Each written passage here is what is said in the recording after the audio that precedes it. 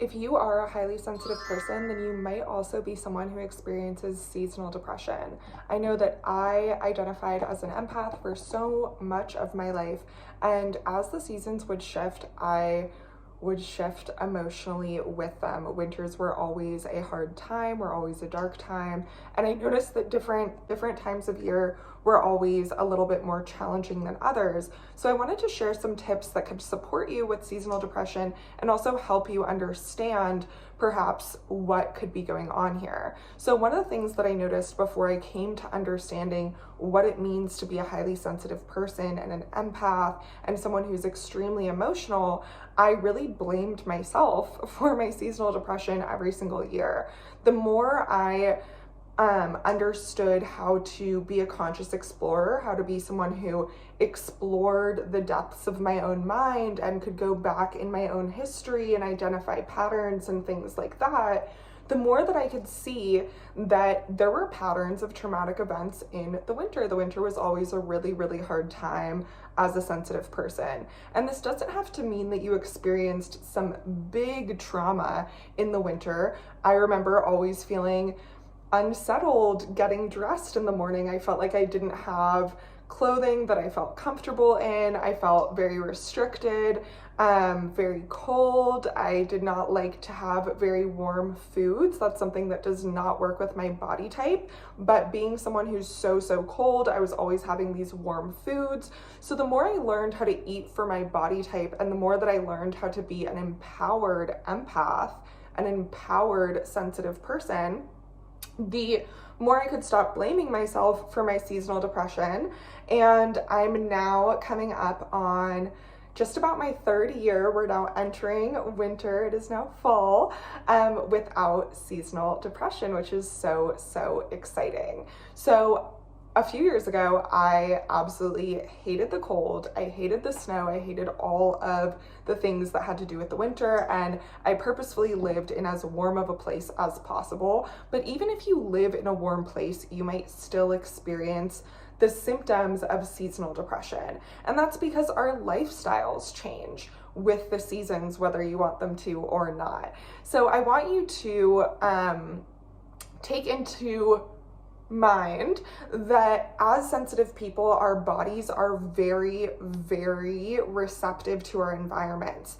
And the more we're able to be in nature, the more sunlight we're able to receive, the more fresh air we are able to receive, the better it is for your body. So even if you're someone who doesn't necessarily love the cold, I strongly encourage you to bundle up and go on that rainy walk or that snowy walk, even if you don't want to, because trust me, it can be such an incredible benefit for your body.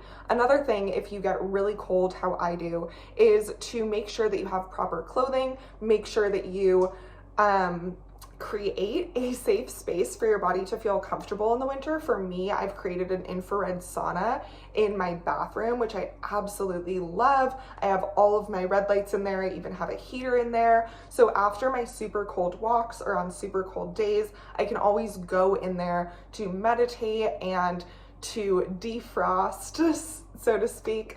Another thing is to look at the cold in a different way. I know that the cold is very uncomfortable, but while things are uncomfortable, they can also be incredible teachers for us. The cold is temporary and it expands our nervous system. Even if you are doing just a cold walk outside, you're still receiving the benefits of cold therapy, which if you haven't seen all of the videos and all of the benefits about doing ice baths and cold therapy, it is so incredible for your mind, for your body, and for your soul. So even if you're able to just embrace the cold weather for just a few minutes, that can be really beneficial for you.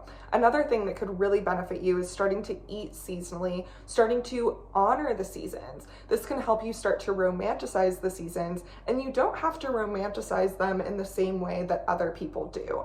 For example, a lot of people in the country that I live in really romanticize Christmas and Thanksgiving in very specific ways, and those ways don't really resonate with me. What resonates with me most is not necessarily going to the pumpkin patch and carving pumpkins, but starting to make soup at home from scratch, or starting to eat more seasonal foods, eat more root vegetables, and really enjoy that process. Maybe even eat foods that are only available in this season. That could be a way that I romanticize this season.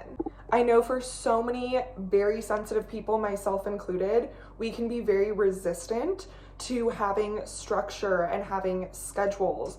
But during that time of change that's happening on Earth, that's happening seasonally, this is the most important time to stick to your schedules. So if you don't have a routine that you can kind of rely on year round, I strongly encourage you to start to create one.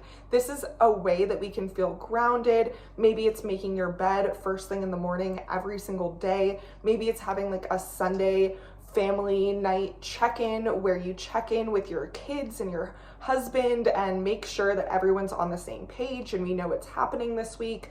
Have a system or have a routine that can really deeply support you in feeling grounded as things change in the world around you and in your environment around you.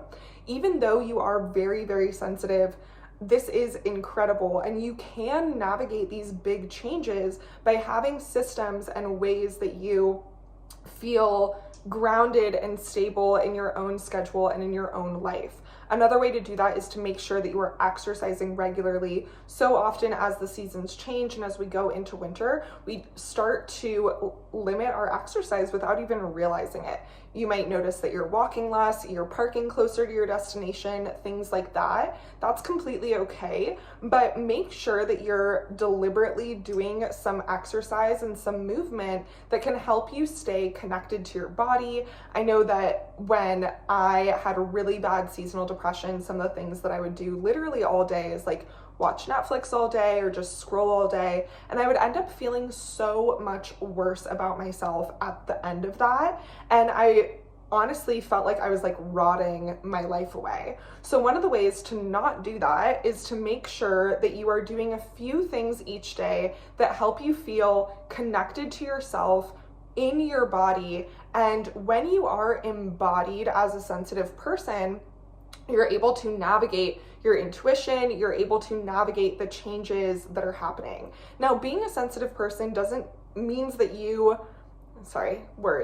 being a sensitive person means that being embodied is a lot of work. Being in touch with how you're feeling physically, emotionally, all of your thoughts, the environment around you, everything like that. So as we're going through these changes, have spaces that you can give yourself that are safe spaces, sensory-free spaces. Force yourself to turn off your phone or listen to some healing frequencies and just take 5 minutes to give your mind and your body a break, or however long that you need. You can find a system that works best for you. And if you don't yet have one, I strongly recommend looking up your human design or joining our membership where we offer human design mentorship and help you find those systems, those practices, and those rituals that can really help you no matter what season of life you are in.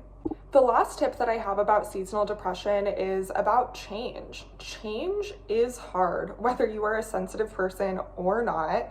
And as the seasons change and as our lives change and as we evolve, we can feel very ungrounded. So some of the spiritual practices and tools that you can use to feel really grounded amidst any changes are eating foods that are root vegetables, eating foods that are red, doing exercises that help open your hips, even dancing with your hips if you can. This is where the root chakra is located, and the more we can activate and balance our root chakra, the better we can feel within our body.